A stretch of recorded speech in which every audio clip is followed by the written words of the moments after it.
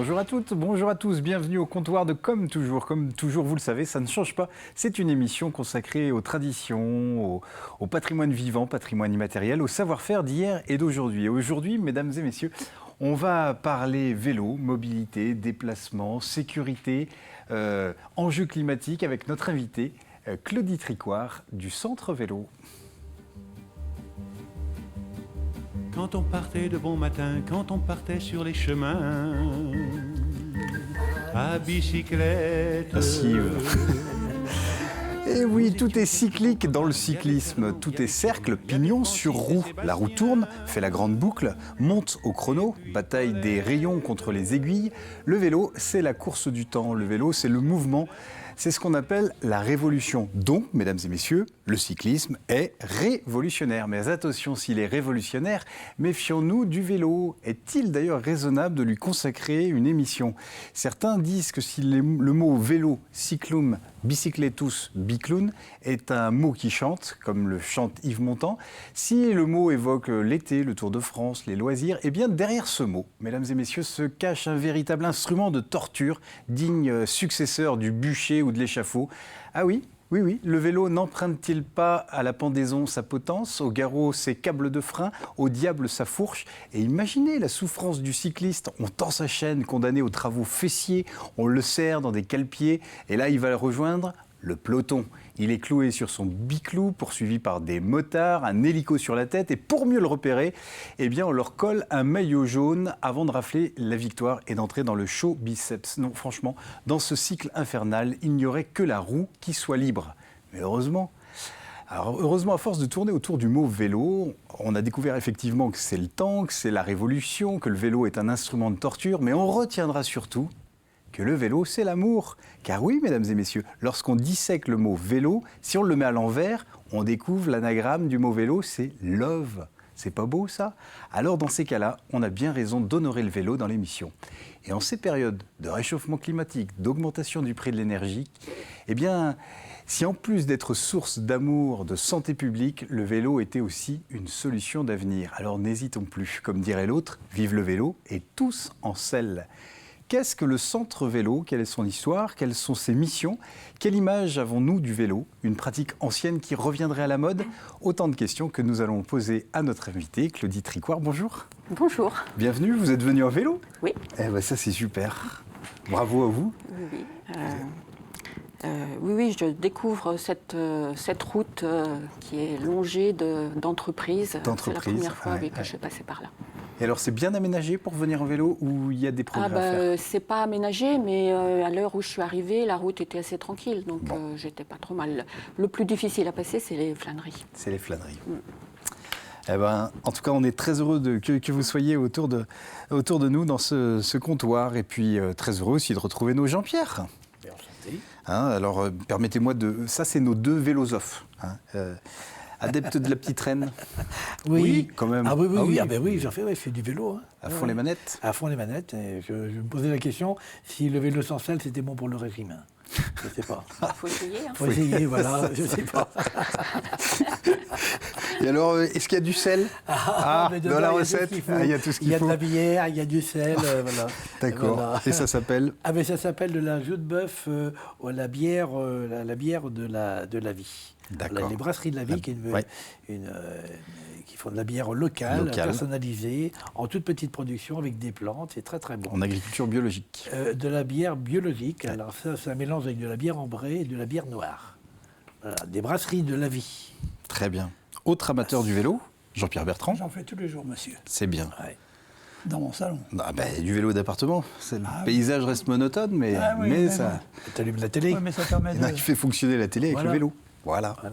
Oh non,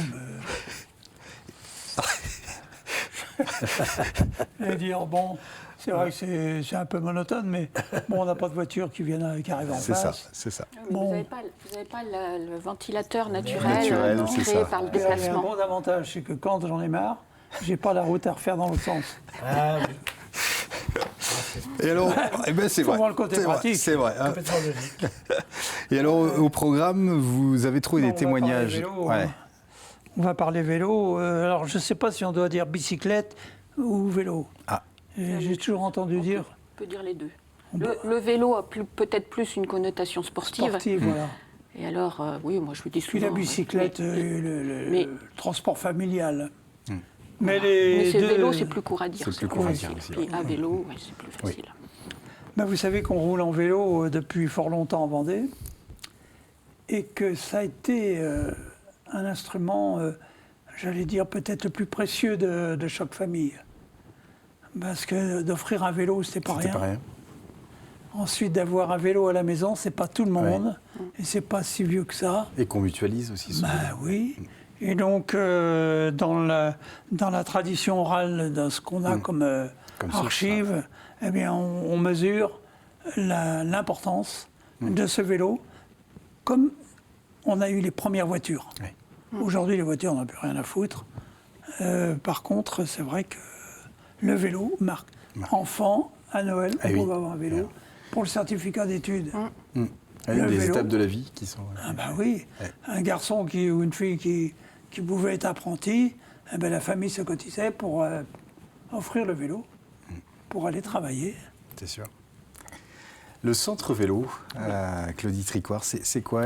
Quelles sont ses missions? C'est une association qui est en relation très étroite avec le RVC, le Roche Vendée Cyclisme.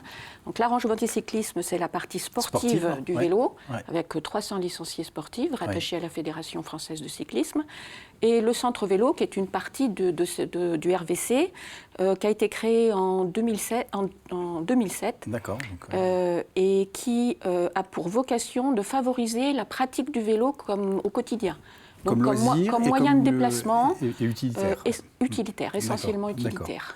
D'accord. Voilà, donc favoriser et ça implique de donner tous les moyens pour faire du vélo. D'accord. Parce que pour faire du vélo, il faut un vélo. Oui. Il faut savoir en faire. Il faut qu'il soit en état. Il faut qu'il soit en état. Et c'est encore mieux s'il y a des aménagements pour sécuriser. Voilà.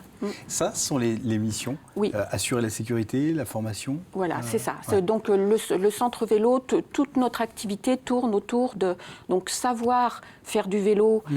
Ça se démarre avec le baby vélo à 2 ans pour l'apprentissage pour les petits. Ensuite, on intervient dans les écoles pour le savoir rouler à vélo. Vous savez que désormais, les enfants qui en CM2 devront être autonomes en vélo pour aller au collège. Donc là, il y a tout un cycle d'apprentissage à organiser. Nous avons également une vélo-école adulte, puisqu'il y a des adultes, qui n'ont jamais appris à faire du vélo. On a aussi beaucoup d'adultes qui viennent de pays étrangers, qui n'ont pas eu l'occasion de faire du vélo. Et puis, nous intervenons aussi beaucoup avec les entreprises, parce qu'avec le développement du vélo assistance électrique, on va faire des interventions, puisque piloter un vélo assistance électrique, c'est pas tout à fait comme un vélo. Il y a différentes techniques d'assistance et ça occasionne des sensations différentes. Puis c'est peut-être aussi accompagner les entreprises, parce que aménager un parking voiture, on sait faire. Un parking vélo, on ne sait pas faire. Mais on ne sait pas faire et pourtant il y a des nouvelles obligations là, qui apparaissent. Donc les textes sont parus avant l'été et à partir du 1er janvier 2023, tous les nouveaux permis de construire seront soumis à l'intégration d'un local vélo dans le projet de bâtiment. Et même les bâtiments tertiaires, les bâtiments de bureaux existants qui ont plus de 10 places de parking doivent faire un parking vélo. Donc la prochaine fois que je viens à TV Vendée, il y a un parking. Il y a un parking vélo. Peut-être qu'il y aura la prise aussi. Mon vélo, je l'ai accroché à l'antenne. Ah oui. Alors si vous avez quelques petits soucis, si vous ne captez pas bien cette émission, eh bien on va faire tourner la roue et vous allez voir. Et aussi peut-être des parkings avec des prises, parce qu'on vous parliez de l'assistance. Donc un abri vélo ou un local vélo, c'est un local fermé, sécurisé, éclairé. Avec des appuis vélo, pour attacher le vélo avec des antivols. L'idéal, c'est de pouvoir l'attacher à 2 points, les 2 roues. Et puis, c'est aussi une prise de courant pour les vélos assistance électrique. Et puis un vestiaire. Et puis, alors, après, dans les entreprises, si on veut vraiment répondre à la demande des employés, c'est un casier pour déposer le casque, un fil pour étendre le caouet quand il a plu, et éventuellement la douche pour les sportifs. pour se changer. Oui. Oui. Les cyclistes demandent beaucoup plus d'abri vélo pour leur vélo que de douche. Ah oui, c'est Oui. d'abord la Donc, demande, elle est vraiment la demande, elle est d'abord positionnée, sur le vélo. qu'il soit sécurisé. Oui, qu'il soit... la douche, c'est vraiment quand on a beaucoup de kilomètres à faire Ouais. et quand on vient. Puis qu'il y a de la côte, il y a du relief. Le vélo comme moyen de déplacement, c'est pas du sport, c'est du transport. C'est fonctionnel. Donc, on n'est pas à fond. On se déplace. Ça veut dire sensibiliser les entreprises, les accompagner. Oui. Mais alors, l'entreprise, elle n'a pas toute la route qui va de l'agent à son lieu de travail. voilà. Donc, c'est pas il y a d'autres partenaires à mettre dans la À boucle. côté de ça, on a une activité on va dire, de lobbying auprès des collectivités, auprès des les communes, les communautés de communes ou les agglomérations, le département, pour qu'il y ait des aménagements routiers. En Vendée, on a un réseau très important de chemins cyclables pour le tourisme. Mais on est incapable d'aller dans une zone industrielle de façon sécuritaire. De façon sécurisée. Enfin, Oui. ou de proposer une ouais. façon sécurisée d'aller dans les zones Donc là, il y a une industrielles. marge de progression Il y a très une importante. marge de progression énorme. Et énorme. vous sentez qu'il y a à la fois une demande, parce qu'on sait aussi que les élus répondent aussi à un besoin, et si la population se fait entendre, peut-être... Alors, et les élus sont à l'écoute de ces aménagements. La pratique du vélo a énormément augmenté ces dernières années. On l'a vu quand on a fait le baromètre des villes cyclables à l'hiver dernier.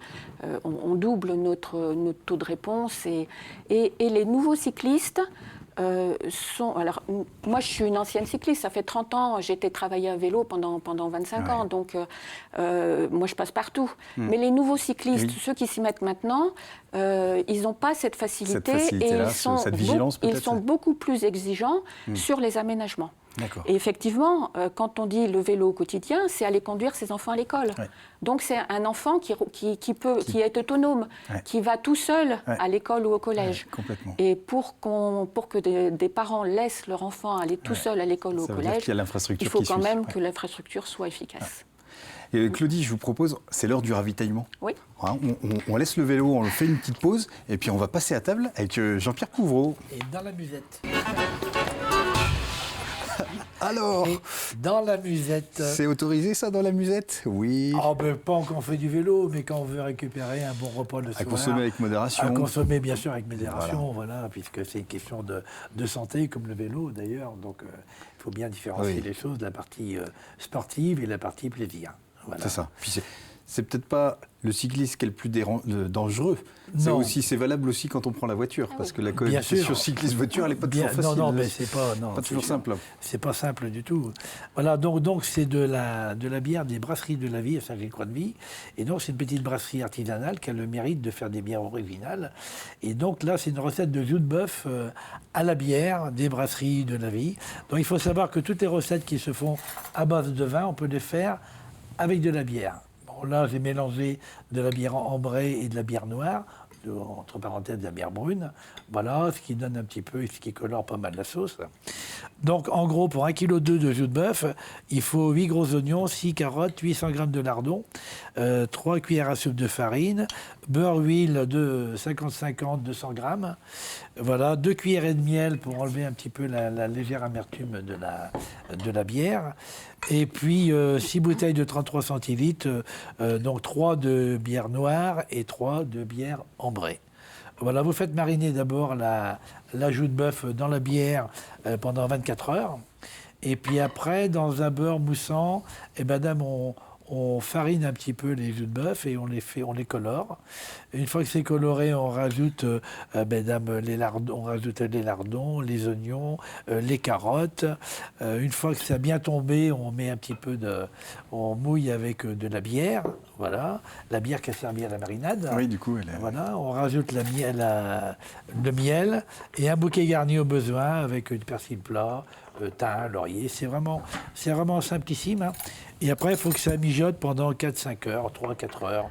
Mais vraiment mijoter à feu très, très, très, très doux. Parce que la jus de bœuf, c'est un petit peu long à cuire. Voilà, vous goûtez, vous dégustez avec du pain rassis, au levain si possible, et des pommes de terre vapeur. Voilà. Le pain rassis. Le pain rassis, indispensable, c'est le vrai goût du bon pain. C'est le pain rassis. Mais maintenant, tous les autres pains sont bons aussi. Mais on ne parle pas assez souvent du pain rassis et du pain au levain. Autrefois, après la messe, on mangeait du pain rassis. Qu'est-ce qui était bon? C'était du pain au levain. On se régalait. Et ce goût-là, il a disparu. Alors voilà, avec un plat comme ça, c'est magique. Le message est passé. Après, on peut remonter sur le vélo et puis pédaler à fond. Puis là, on est champion. Ah, on est champion. On rentre dans le show biceps. Ah oui. Merci Jean-Pierre. On parlait de l'accompagnement des communes pour les infrastructures, mais je reviens à mon travailleur qui part de chez lui et qui peut-être ne peut pas tout faire en vélo. Et s'il a une partie train ou une partie transport, c'est aussi des partenaires à mettre dans la boucle. Oui. Alors là, c'est un travail qui se fait plutôt au niveau de la Fédération des usagers de la bicyclette. D'accord. Puisque tout ce qui est parking en gare, emport de vélos dans les trains, c'est quand même un débat. Oui, et puis un choix qui a une autre échelle aussi. Une autre échelle que l'échelle du centre-vélo. Bien sûr.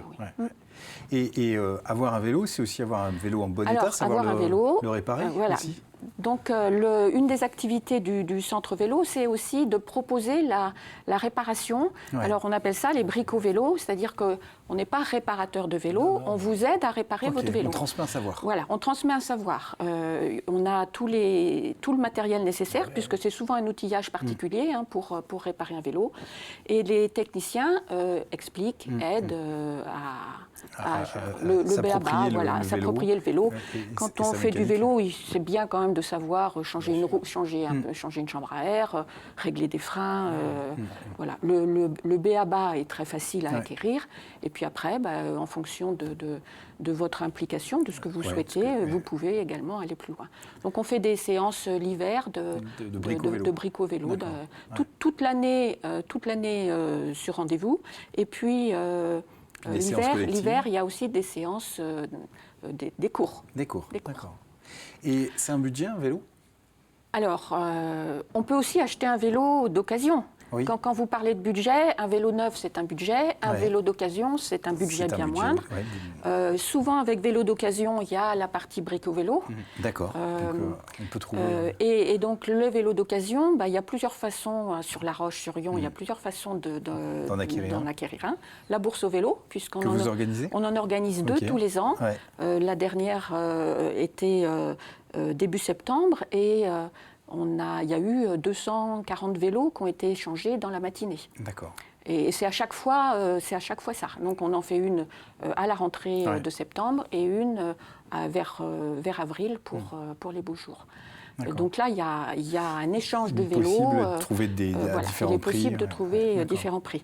On a aussi nos jeunes du centre vélo qui, avec des vieux vélos, font des vélos neufs. Des magiciens. Des magiciens. Et donc ces vélos, on les met en adoption. Pour une cotisation et une caution, vous avez un vélo pendant 6 mois.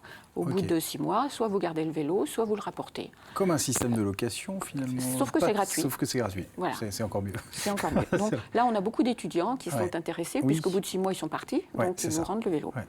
On a aussi alors, la location des vélos. D'accord, on en parlait. Nous sommes à la Maison du Vélo, qui est un local de l'agglomération. Et le centre vélo gère la location des vélos assistance électrique de l'agglomération. Ok, c'est vous qui... c'est nous qui gérons le parc de vélos, donc autant la gestion de la location que l'entretien des vélos. Et puis, il y a également l'atelier, alors un nouvel atelier de chantier d'insertion, dont la vocation est la réparation de vélos. Donc je lance un appel, nous acceptons tous les vieux vélos, vous pouvez nous donner vos vieux vélos, ça, c'est important, les apporter rue Olof Palme au 140 pour que nous ayons de la matière pour réparer les vélos. Vélo enfant, vélo adulte, enfant, les tout petits. Donc ces vélos, une fois réparés, on a un partenariat avec la Fédération française de cyclisme. Et ce sont des vélos qui vont soit dans d'autres collectivités ou dans des clubs pour l'apprentissage du savoir rouler à vélo. Et certains iront aux Jeux Olympiques pour les déplacements entre les sites. Ah oui. Voilà. Une belle opération. Nous avons un contrat pour 1000 vélos à réparer. Très bien. Donc il nous faut des vélos. D'accord, donc l'appel est lancé. Et tout ça, c'est fait avec un chantier d'insertion, donc des gens qui sont à la recherche d'un emploi et d'une formation. Ouais, donc ça a aussi du Oui, sens voilà. humainement parlant. Voilà. Mais en fait, il y a toutes les vertus pour Voilà. le vélo. Et puis pour en finir sur le vélo, Ouais. c'est bien qu'il soit gravé, donc identifié avec Ouais. un numéro. Donc nous assurons aussi le gravage des D'accord. vélos, Ouais. puisqu'un vélo volé, ça vous est pas d'une grande utilité. Voilà. Donc vertu économique, Oui, vertu de santé. oui. Et puis c'est vrai que quand on voit l'enjeu aussi climatique, on se dit Oui. un vélo ça ne pollue pas ou pas beaucoup. Voilà, c'est ça. Alors, le recyclage peut-être et encore tout se recycle Ah ben, quasiment. à part, on finit par mettre le cadre quand il est vraiment Oui, usé. c'est ça quand il a roulé sa bosse. Ouais. Oui. Je vous propose, on va écouter les témoignages à présent. C'est la rubrique et la chronique de Jean-Pierre Bertrand de Bouche à oreille. Alors on va entendre un couple qui était des agriculteurs et qui, comme ça l'était dans les années, jusqu'aux années 50 et encore 60, où on gardait la famille. Donc il y avait les grands-parents, il y avait les parents, et puis il y avait les jeunes qui étaient censés. Donc il y avait une famille importante dans chaque exploitation. Et puis évidemment, il fallait assurer à tour de rôle une garde à la ferme. Et donc, le vélo, indispensable, déjà pour aller faire Le tour.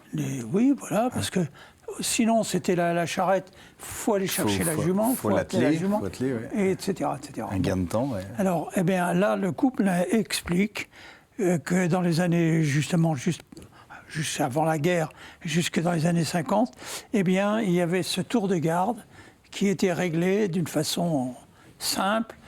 Ceux qui sont de garde Prennent le vélo pour aller à la première messe. Et puis, ils n'ont pas le droit de rester traînés à discuter sur le parvis de l'église, ni au bistrot, ni rien du tout. Par contre, les autres vont en charrette et ont la journée de libre. Et comme ça, chaque dimanche, il y a un turnover comme ça qui fait que ça fonctionnait comme ça. Donc on va entendre Élie et Thérèse Brenon d'Ibrouzil. On écoute. Mais ça n'empêchait pas d'y aller à pied ou en vélo quand même. On allait quand même en vélo. Oui. Oui, on allait quand même en vélo.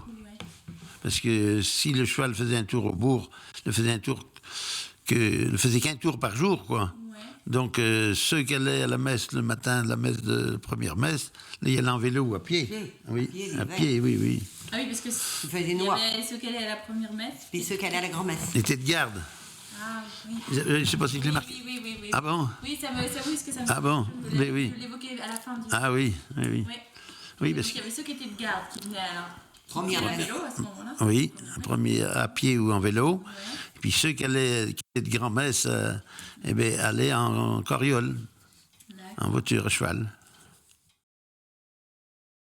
Voilà. Et l'autre témoignage le second, ça m'a un petit peu vraiment surpris, c'est bûcherons. Donc on imagine, moi j'imagine pas les bûcherons. Donc, voilà, de la forêt de Mervan, eh bien on va les entendre qui partaient à la tâche. Il n'y avait pas toujours du boulot à proximité et qu'il fallait se déplacer avec le matériel. Donc on va entendre André Suze qui est de Mervan et il nous parle d'avant la guerre, entre les deux guerres, les déplacements des bûcherons. En musique de fond, vous partiez le matin, vous partiez comment le matin? En vélo. En vélo. En vélo. Jusqu'à la forêt de Mervan alors? Pas toujours. Non. On a été faire des chantiers et quand tombaient des peupliers, alors après, avec les copains, là, jusqu'à Coulonges, en vélo, sur Saint-Martin-des-Fontaines, partout là-dedans. On a été jusqu'à Saint-Pampin une fois. Oh là là, en vélo, toujours en vélo? En vélo, toujours avec le matériel dessus. Et cogner, marteau, le coin et le godron, quoi. Toujours. Alors, c'était pas toujours reposant, mais enfin, bon, ça allait. Toujours en vélo. Après, on a eu la mobilette, quand même, quoi. Ben oui, c'est pas rien. C'est pas rien. Merci pour ces témoignages, Jean-Pierre. Claudie, je reviens vers vous. On est passé du vélo qui est très tendance maintenant, Oui. aujourd'hui. Oui, oui. Alors, il y a une augmentation importante du nombre de, la pratique. pratiquants. Oui. Ouais. Ça veut dire qu'on anime aussi ces Oui, sorties-là alors là, on a parlé d'apprentissage, de choses très sérieuses, mais dans le centre vélo, il y a aussi toute la partie associative et conviviale. Donc, on organise des balades à vélo, au printemps, une échappée à vélo par 3 jours avec une quarantaine de personnes pour que les gens sachent qu'on peut mettre une tente sur le bagage, toute génération. Ouais. On intervient aussi beaucoup au cours des semaines de la mobilité, au cours, on est intervenu aux Achars sur l'inauguration de la Vendée Vélo, par exemple, des choses comme ça. Et puis là, par exemple, on a en préparation un ciné-débat pour le mois de novembre sur... le thème, ce sera un film sur les femmes qui apprennent à faire du vélo à un âge adulte. Ouais. On voudrait aussi faire des initiations au parcours sur GPS, quand on a beaucoup de randonneurs qui ne savent pas trop quel logiciel, quelle informatique. Donc, voilà. Un vaste programme. Oui, alors. Très bien, c'est déjà la fin de notre émission. Merci beaucoup Claudie d'être venue nous voir en vélo. Merci à vous Jean-Pierre, et puis on va se dire à Bétou, et puis tous en selle. Voilà. Allez, à bicyclette.